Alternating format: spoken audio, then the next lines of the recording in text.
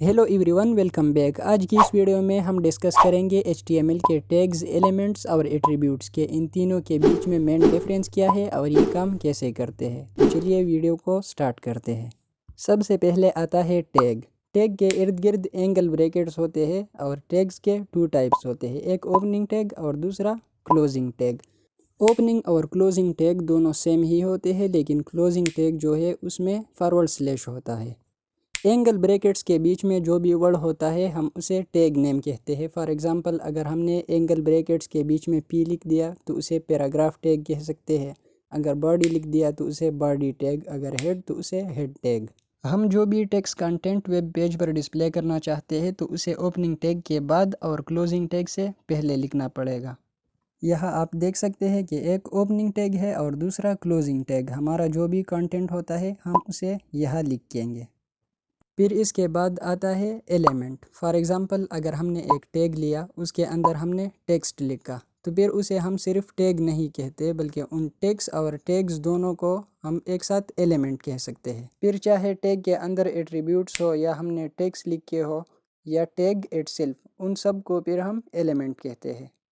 फिर इसके बाद आता है एट्रीब्यूट। एट्रीब्यूट की मदद से हम एलिमेंट को ख़ास इंफॉर्मेशन ऐड करते हैं या दूसरे रिसोर्सेज के साथ लिंक करते हैं। फॉर एग्जांपल CSS या जावास्क्रिप्ट। एट्रीब्यूट को हम ओपनिंग टैग के अंदर लिखते हैं। एट्रीब्यूट का बेसिक सिंटेक्स कुछ इस तरह है।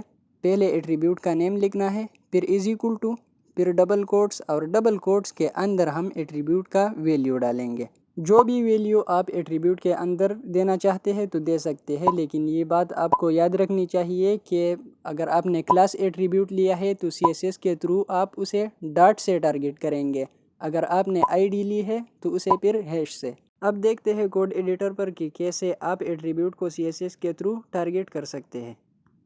अब देखिए, मैंने यहाँ पर एक पैराग्राफ टैग लगाया है, उसके अंदर मैं कुछ टेक्स्ट लिखूँगा। Welcome to grow with Mehran. अब इस टैग और टेक्स्ट दोनों को हम एलिमेंट कह सकते हैं। फिर ओपनिंग टैग में हम एट्रीब्यूट ऐड करेंगे।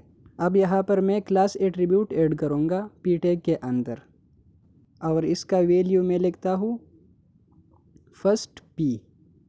फॉर एग्ज़ाम्पल फर्स्ट पैराग्राफ हो गया। अब मैं कोड को रन कर देता हूँ ताकि आपको पता चले कि फिर बाद में इसमें क्या चेंजेस हुए हैं।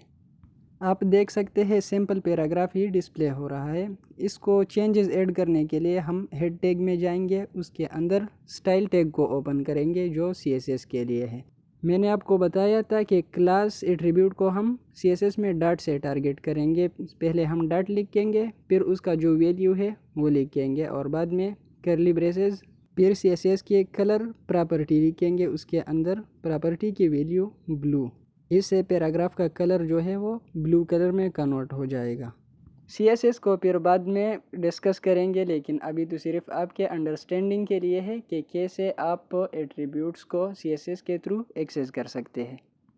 अब देखिए, पैराग्राफ का जो कलर है वो ब्लू हो गया। अब मैं यहाँ पर और पैराग्राफ टैग्स ऐड करूँगा और सब के एट्रीब्यूट्स को सेपरेट वैल्यू दूँगा। मैंने सेम ही पैराग्राफ्स को कॉपी किया है। इसमें सेकंड जो है उसका मैं एट्रीब्यूट हटा देता हूँ।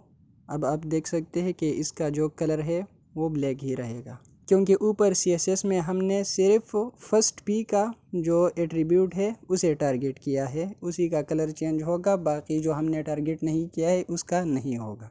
अब लास्ट पैराग्राफ जो है उसके एट्रीब्यूट वैल्यू को मैं चेंज करता हूँ और CSS में उसको स्टाइल्स देता हूँ। आप चेंजेस भी देख सकते हैं।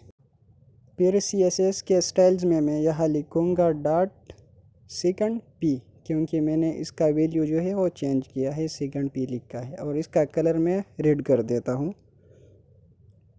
आप देख सकते हैं कि जो फर्स्ट वाला है वो ब्लू है, सेकंड वाला जो है वो ब्लैक ही रह गया है, क्योंकि उसको हमने एट्रीब्यूट नहीं दिया है और ना ही हमने टारगेट किया है। और जो लास्ट का है उसका कलर रेड है, क्योंकि उसका कलर हमने रेड सेट कर दिया स्टाइल्स में। अब यहाँ से इन सभी पैराग्राफ्स का जो स्टाइल है वो मैं हटा देता हूँ, उनका कलर डिफ़ॉल्ट हो जाएगा। आप देख सकते हैं ब्लैक कलर वापस आ गया इसका। तो इसी तरह हम एट्रीब्यूट्स को CSS के थ्रू टारगेट कर सकते हैं। हमने तो सिर्फ क्लास ही टारगेट किया, अगर आप उसको ID एट्रीब्यूट देते हैं तो उसे फिर हैश से टारगेट करेंगे और उसका जो वैल्यू है वो लिखेंगे। आज के लिए बस इतना ही काफ़ी था। I hope you understand. मिलते हैं नेक्स्ट वीडियो में।